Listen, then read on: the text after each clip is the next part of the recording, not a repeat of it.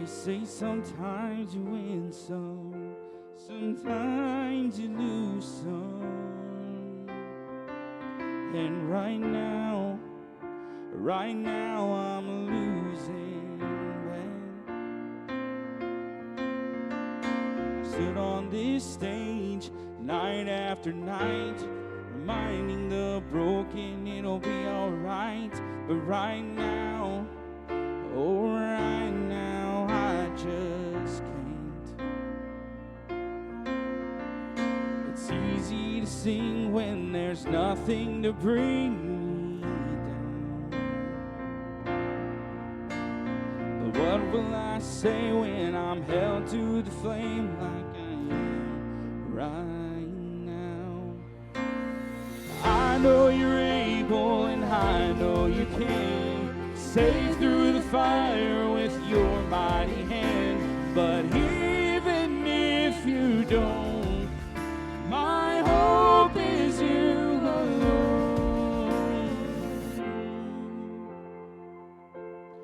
They say it only takes a little faith to move a mountain. A good thing, a little faith is all I have right now. God, when you choose to leave mountains unmovable,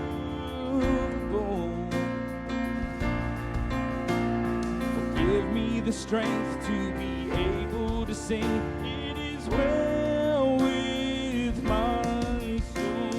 I know you're able and I know you can save through the fire with your mighty hand. But even if you don't, my hope is you alone. Oh, I know the sorrow and I know the hurt would all go away if you just say the word. But even if you don't, my hope is you alone. You've been faithful, you've been good all of my days.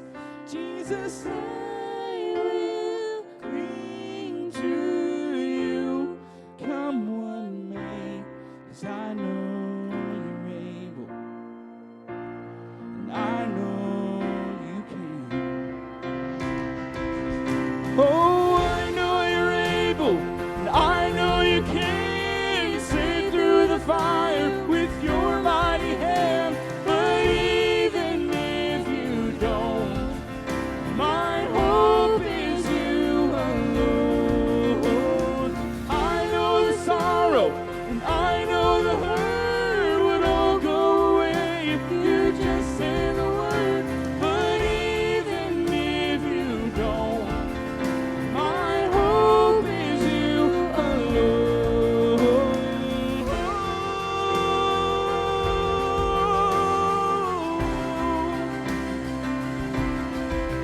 You've been faithful.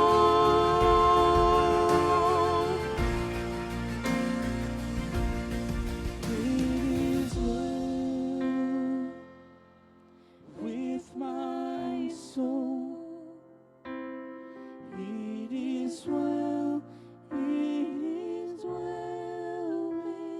my soul. Morning. Thank you for being here today. Have some with us that we've not seen in a little while due to traveling and health reasons. Glad to have you here. Have some first-time guests with us here, some family. So glad to see them, and good to have you guys with us. And want everyone to to feel welcome in Compassion Church this morning. I was thinking this week, looking at the calendar and everything ahead, and I can't believe that we are almost at the end of July. Summer is almost over. Can you believe that? I was watching a commercial the other day, and I think Walmart was advertising their back to school stuff. And I was just like, you got to be kidding me. I mean, it's crazy, but it is that time of year. And so, as we are getting into the last full week of July, I guess, we are entering a time that I have often heard called the dog days of summer. You guys familiar with that? The really hot, just, it's a really dry time of the year. And it's also, we're getting into this time of the year where most people have already taken their summer vacations. What you were planning and thinking on about, in the winter days and the spring, and preparing and make reservations and stuff. You've pretty much already done all that. And so what can happen a lot of times, especially during these dog days, these hot days of summer, is that people will slip into a condition known as the summertime blues. Now, I'm not going to sing the song for you. There ain't no cure for the summertime blues, but you wouldn't want to hear that anyhow. But I can remember when I was a kid growing up. I grew up in Perrysville, and I can remember my brothers and my sisters and I, we were all at home. This is way back, in the 80s when we were little. But my mom had a cure for the summertime blues. I can remember we would be, sitting on the couch in the living room or laying on the floor just staring up at the ceiling, and, we would be, just bored out of our minds, and then all of a sudden, here it would come, I'm bored. Well, Mom would quickly pull out the list of chores that Dad had left for us that he needed done by the time we got home. And if those were already finished, she would send us outside to go, get into something, just get out of the house, get out of my way, whatever. She really, we didn't have video games, and Mom didn't really care to have us running under her feet.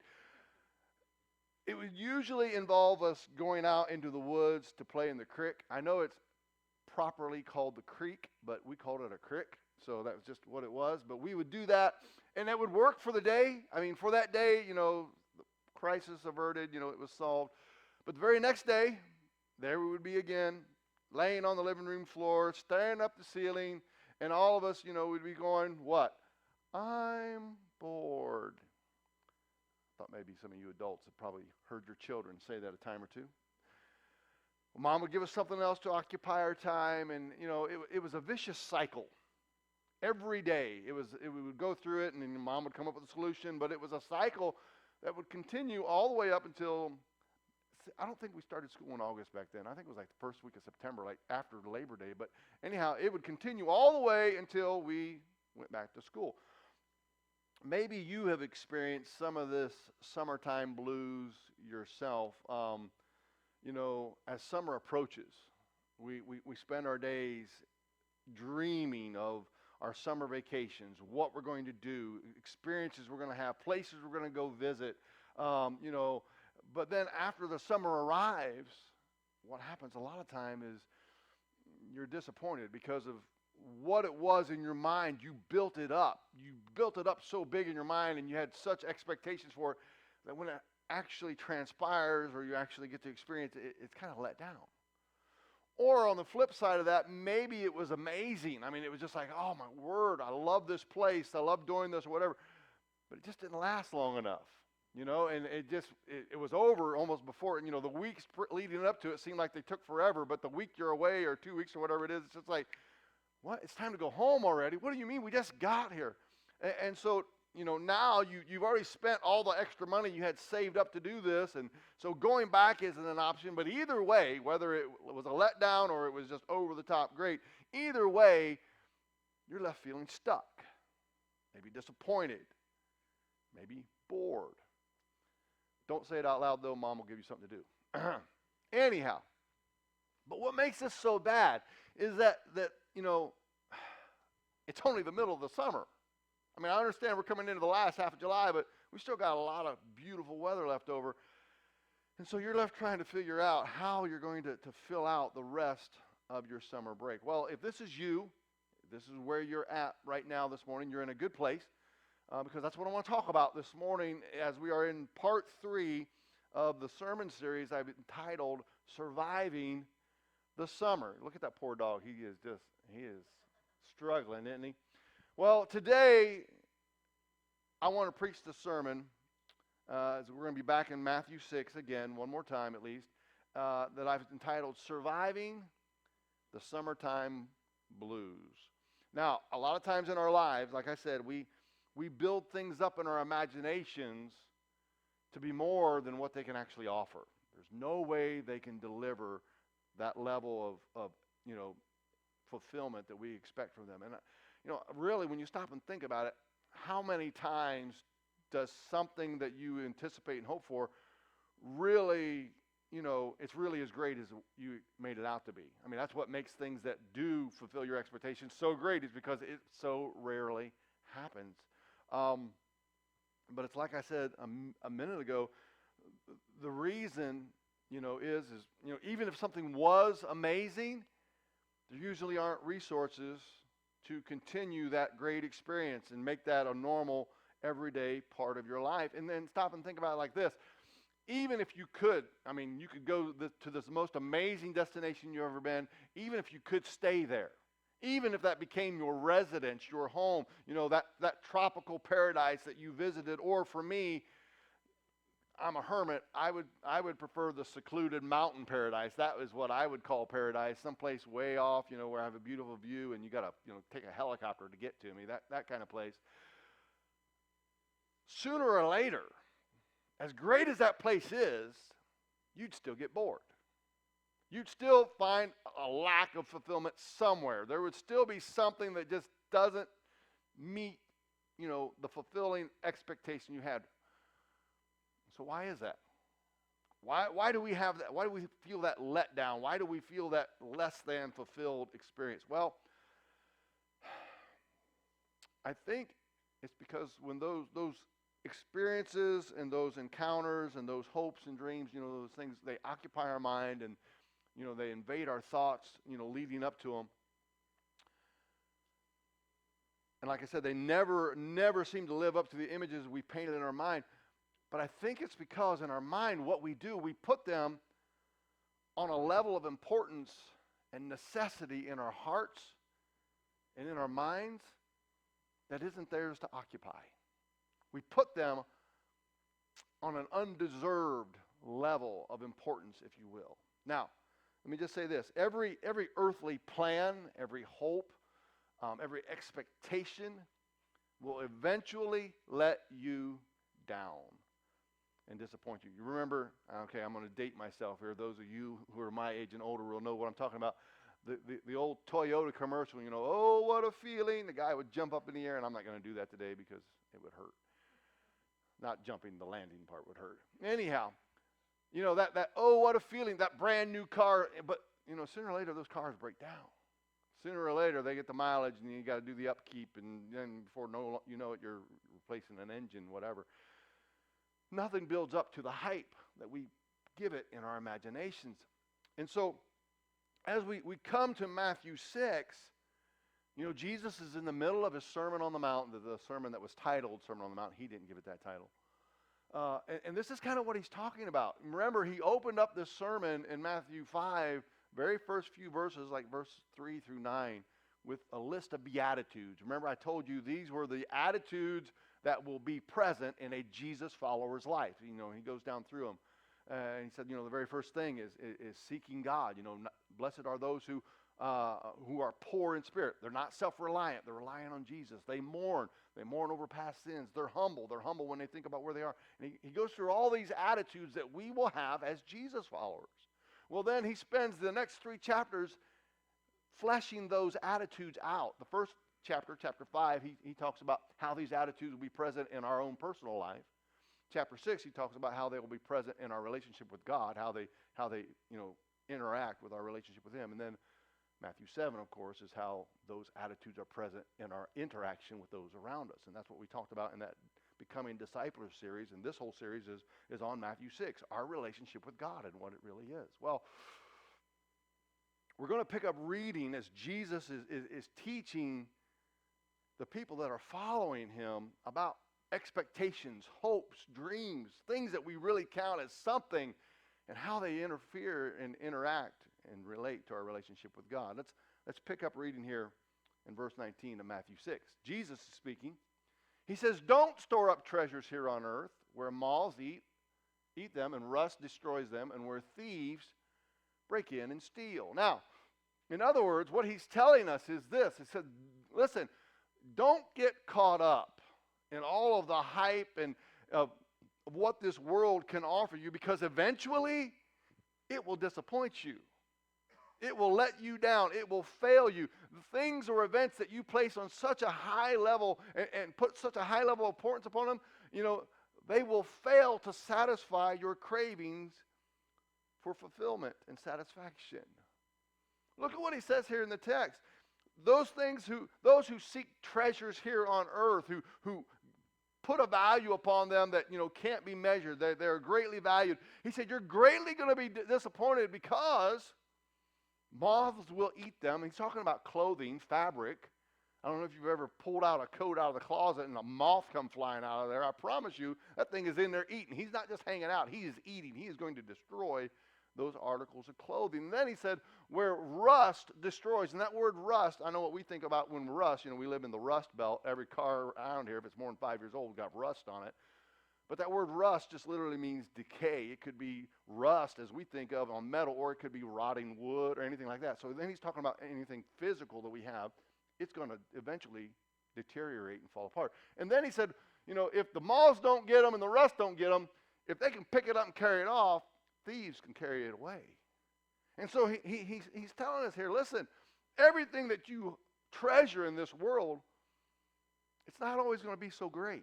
It's not always going to be even around. It might sooner or later, fall apart.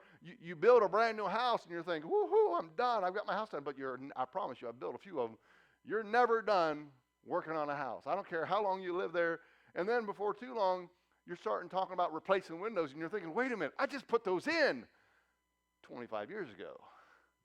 And so it's never done. And I know maybe this is a bit too much to think on this beautiful Sunday morning, but what about those things that we've treasured? Maybe these summertime things. We're talking about surviving the summer. These summertime events or accomplishments that we've dreamed about all year long. You've built this up in your mind. How many times have you been let down? How many times have you been, just like, oh man, that was just why in the world did I place such anticipation on this? Why was I anticipating this so much? Maybe you dreamed of an amazing summer, but it just hasn't materialized. And I don't know if you realize this, we're looking at the last full week of July. It's crazy. Maybe back in March, I may be sensitive here, and I have to be careful how I word this. Maybe back in March, you had the goal of fitting into a bathing suit, 2 sizes smaller than what you normally wear. And then come June, when you tried it on, it just didn't quite fit the way it fit on the model that was, the reason you bought it. It might be that, some of your Facebook friends, you're scrolling through Facebook and some of them are posting some pictures from amazing places. And it's like, man, that looks beautiful. Oh, my word, that looks like an amazing time. Wow. And here you are stuck sitting on your back porch, listening to your neighbors argue over whose turn it is to take out the trash. And you're just like, yay me. And so, so often is the case when we place these undue expectations upon earthly treasures. They let down. They disappoint. And the truth of the matter is this, and I know it's not a very positive statement, but nothing in this world can truly satisfy every longing. I mean, when we try to make things in our lives satisfy those deepest needs, there will always be a void and there will be a letdown somewhere. And so this is why Jesus is offering his listeners something better. Something that would not only meet their expectations, but it would continue over and over and over to satisfy every longing. What is it? Well, let's look at the next verse on the screen. He says, store your treasures in heaven, where moths and rust cannot destroy, and thieves do not break in and steal. Now, the word here, store, you see it very first word of this verse. Store means to accumulate or to keep in reserve. Think of a savings account at a bank. Most of us don't carry our money around in our wallet, all of our money. I mean, I think I might have $2 on me right now. We don't always carry it with us. We place it in a bank to store it. Why? Well, For starters, it's a safe place. It's the obvious place. And secondly, we trust them to watch over it until we need it. And Jesus says, store your treasures in heaven. Now, I know from the wording, the way this translates into English, it sounds like we're talking about a place, trusting in a place. And that might sound like maybe you've heard it from years ago, your childhood, there'll be a payday someday type message. Just keep holding on, keep pressing on, and one day you'll go to heaven, and one day hey, you're on your own till then, but when you get to heaven, woo, it's smooth sailing. No, that's not what I'm talking about. When you store your money in a bank, going back to the bank analogy, when you store your money in a bank, it's not the building that protects your money. If we're quite honest, most of your money's probably not there anyhow. The money you physically deposited is just, it might be in his wallet, it might be, it's somewhere else. It is not there. The building is not protecting your money. It's the people. It's the organization. It's those who are running the bank who are keeping your money safe. The same is true for our treasures in heaven. Jesus says, store your treasures. What happened to it? There it is. Jesus says, store your treasure. I thought it was gone. I was like, it was there last time I read it. Store your treasures in heaven. Not trusting in a place, but trusting in the one who is the Lord over that place. Jesus. The one who is the Lord over heaven.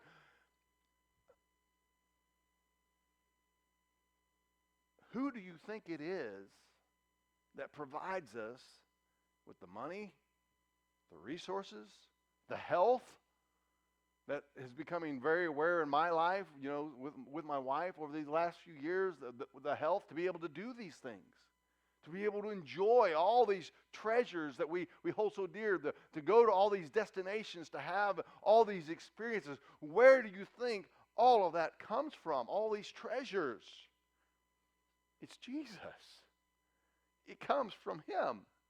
James, the half-brother of Jesus, in James 1:17, says it like this: every good and every perfect gift is from above.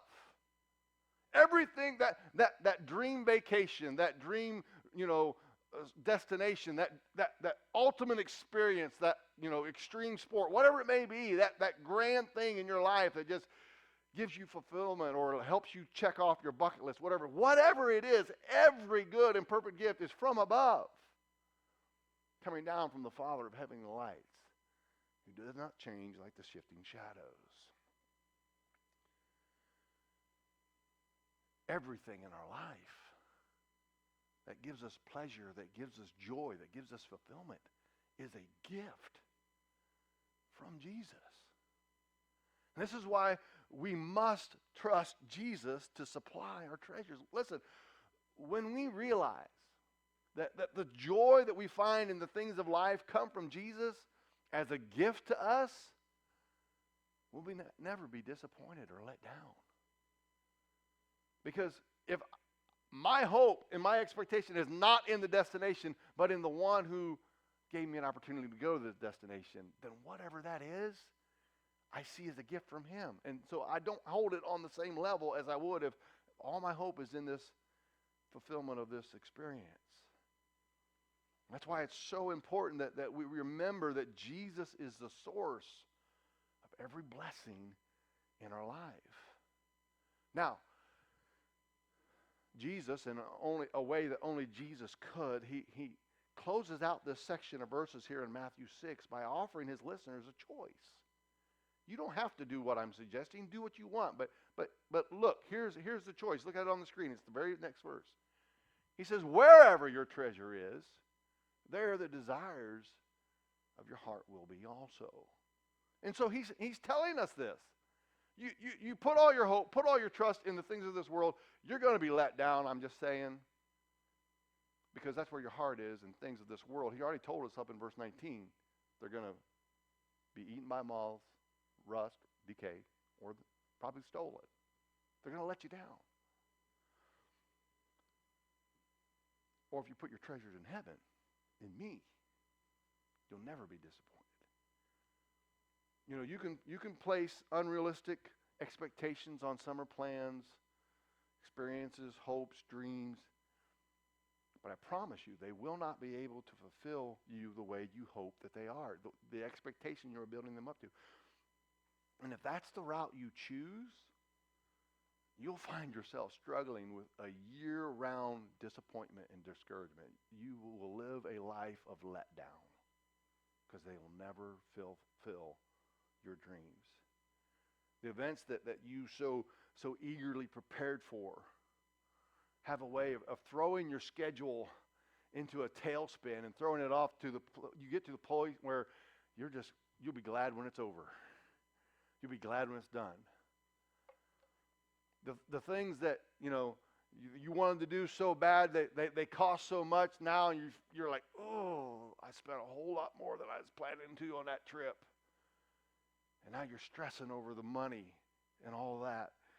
It might even be that you initially thought what was great and what, was such an awesome time, and you're just so happy you post all your pictures of it on Facebook and you get, 30 likes, and then you're scrolling down through and you see your friend, and then, man, where they went, wow, that was over the top. And they've got 300 likes. And so you're like, going back through, and at like 1 in the morning, you're quietly deleting your post. You're pulling it offline. So you don't want no one to see it. That's one route. Jesus says, wherever your treasure is, there will the desire of your heart be also. Or you can do what he said in verse 20. You can store your treasures in heaven, realizing that the times that you spent with your friend, whatever that looked like, or your family, or both, or that destination that you got to go to, maybe it was a once-in-a-lifetime, maybe it's an every-year thing you go to, it's a tradition you go to, I don't know. Whatever it is, you'll see it as the gift of God, a gift through Jesus.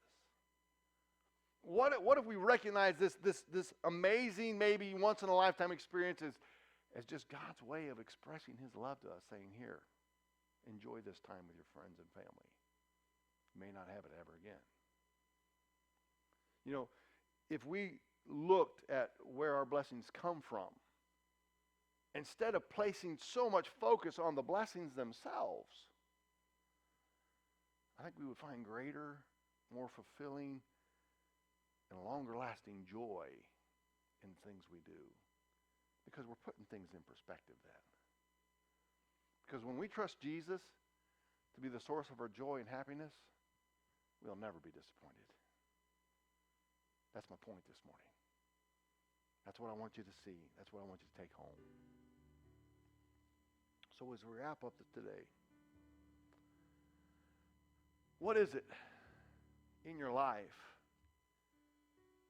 that you have built up on such a high pedestal? What experience, or maybe it's an object or, a possession that has become your it for the summer? Has it disappointed you? Probably. Has it left you feeling maybe anxious or empty?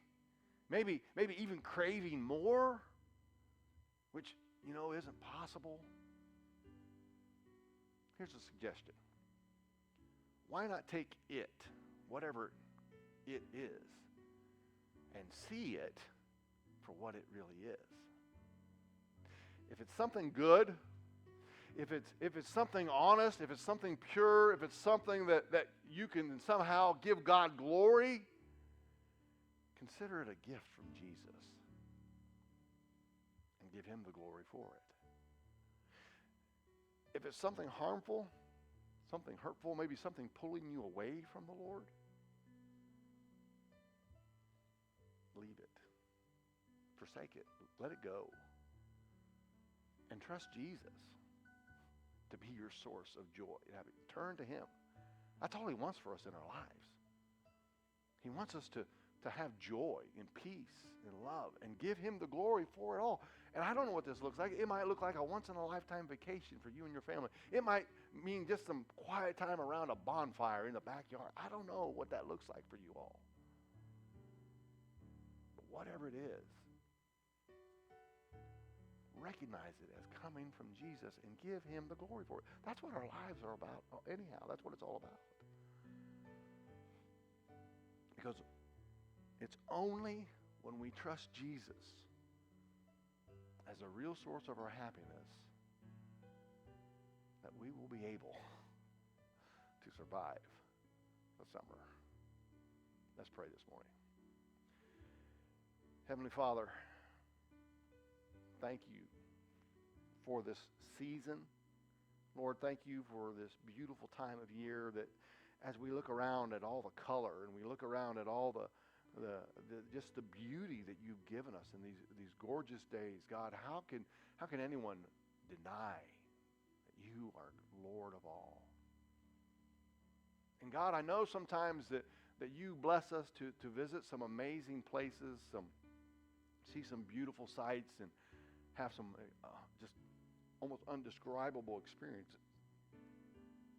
God, may we never forget the source of these blessings. May we never get so enthralled with what our eyes are seeing that we forget their source, that it comes from you.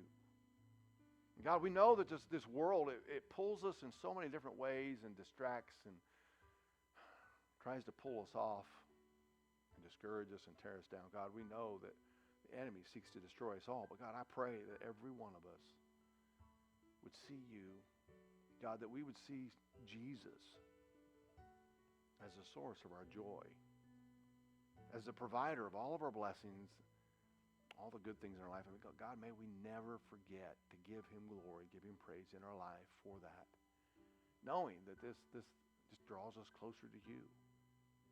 And God, I pray today that if there's anyone here who has let things get in the way of their relationship with you, that you would bring it to their mind. You'd show them, God, that it's not the blessing, it's the giver of the blessing who deserves the praise. God, maybe there's things in our lives that have no business there. They don't belong. God, I pray that you would remove those, that you would help us forsake them as we draw close to you.